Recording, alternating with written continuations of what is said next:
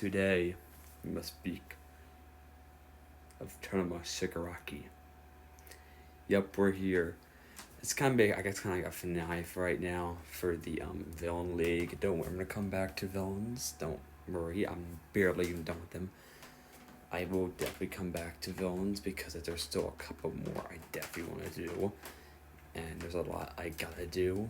I just want to move on to actual, characters like Deku, Mineta, because that's really gonna be funny and like barely even that long, but let's get to the point. Sorry, Shigaraki. Okay. Yeah, honestly, Shigaraki. Let me put this thing out.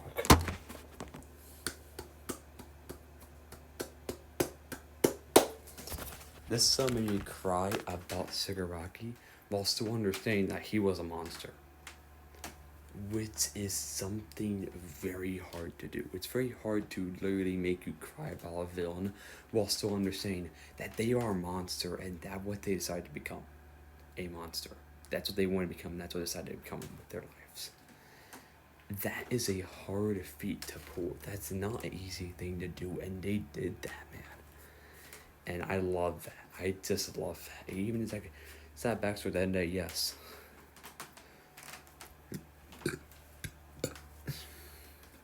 And yes, he was a victim of circumstance with powers and everything else like that. But then day, there was many different pathways he could have took, but he decided to take this one.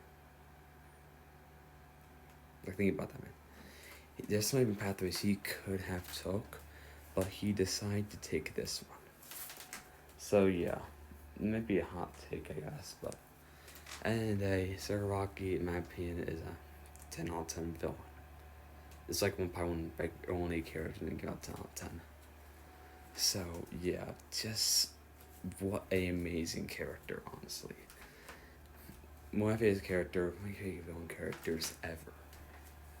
And the stuff we would do with him was just insane.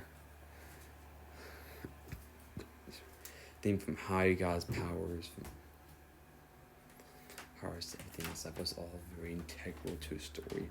And basically makes it that he was truly a victim of circumstance. Like, he was a victim of circumstance. His whole entire life was in the control. And, of course, his whole entire life died in the control of All for One, which I don't worry, I will talk about him, some save him for later down the line. I think I'm going to do him probably after All Might, because it makes sense to do them right next to each other. Because so they're going to spirit villain and